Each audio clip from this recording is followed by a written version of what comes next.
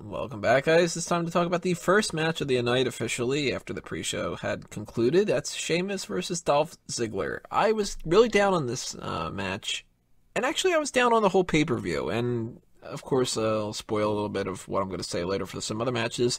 I enjoyed this pay-per-view quite a bit. A lot of it proved me wrong and ended up doing a much better job. This was a solid match, very entertaining from what I had expected. I liked everything about it for the most part. I liked how they were able to get some conclusion with the Kiss Me Arse thing. Shouldn't have had to do that, but they were able to get Ziggler that kind of comeuppance for Sheamus that was supposed to happen before. That was nice. Sheamus looked kind of like a badass, and there was a great part where, as simple as it was, Ziggler goes for a super kick, and Sheamus catches his leg and just elbows his fucking knee. And from then on in, he's working the knee. It turns it into a Texas cloverleaf. Yeah, it's the type of thing where it makes sense. You work on a body part, and it ends up biting that person up in the ass at the end, and that's why they end up losing. You know, Sheamus wins with a brogue kick. Ziggler's busted out open, but puts up a good fight. I had nothing negative to say about this match. I can't say anything negative, but I really can't say anything positive either. I mean, Sheamus and Dolph Ziggler, I'm almost positive the match they had was great, but it's the same thing between these two.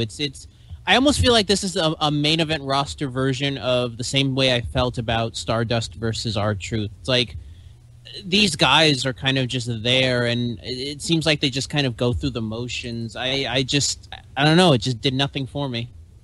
The most impressive thing about this match is that Ziggler busted himself open hard way real bad. Like, his face got covered red real fucking quick.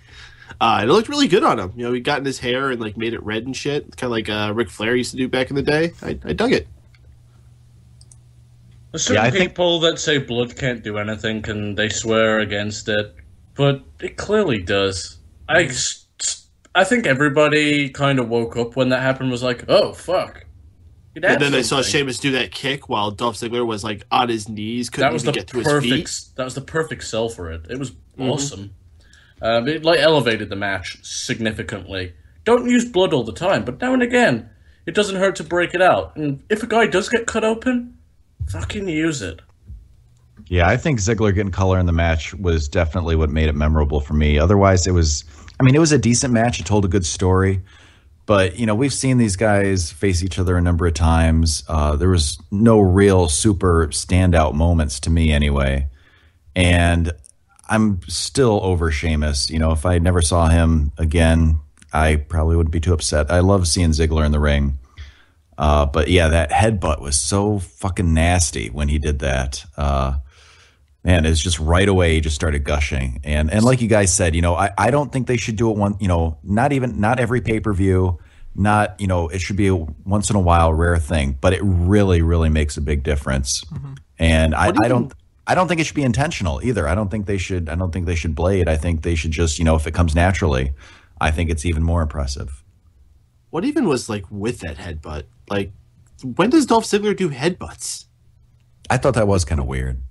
Like, I don't know if that spot was like expected. That's probably why it happened so hard. Was it out of nowhere? Was it Ziggler who was doing the headbutts on top of the ladder with Bryan at the I Mania? guess it was. Yeah. But I mean, that was like their thing. Like, that was a moment on top of the ladder. And then the following night on Raw. Yeah. But it's not like he does it every match. It's not like he's a headbutt guy. Like, yeah, he's not Samoan. Yeah, I guess he just figured it'd be kind of cool. Worked. Yo, Sheamus, look what I could do. Oh, bleeding. So we can't do the fucking curb stomp, but we could do fucking headbutts? Exactly. Right, yeah. DDTs and shit. Yeah, well, just so everyone, just so we get a realistic view on this, the move that's okay for the move that Seth Rollins can do that's okay now is throwing someone's face into the ground whilst pinning their arms behind their back. And now instead of driving their face on the ground with your foot, you're doing it with your crotch. Yeah, basically. Which we know in Seth Rollins' case isn't that much. Depends on the angle. I like your logical explanation of that. Drew, what did you think? Paging Mr. Drew. Awesome. I think he got lost in his tabs.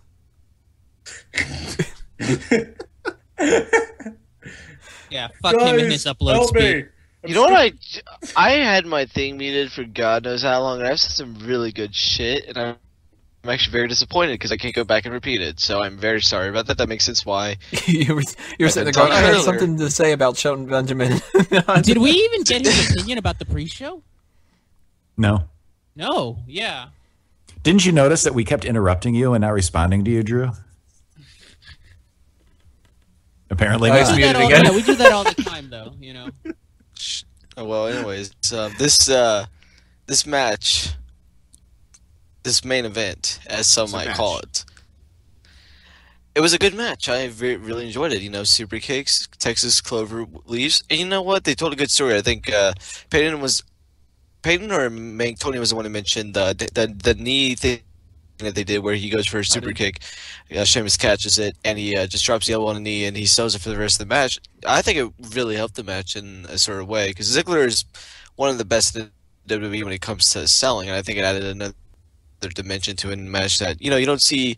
You see selling, somewhat of a selling, but you don't see too much selling nowadays. You know, if at most you'll see someone sell a move for like a minute, and then it's like, oh wait, I'm perfectly fine again. So I think, yeah, it led to the demise of Ziggler in this match. So I really thought it was a good match. I think it told a good story in the ring, and I really have no complaints about this match. This is actually a match that I defended to be a decent to good match when we did the predictions, and you know what? Guess what? It was a good match overall. So fuck you guys. How about you download yourself some water? Jesus Christ.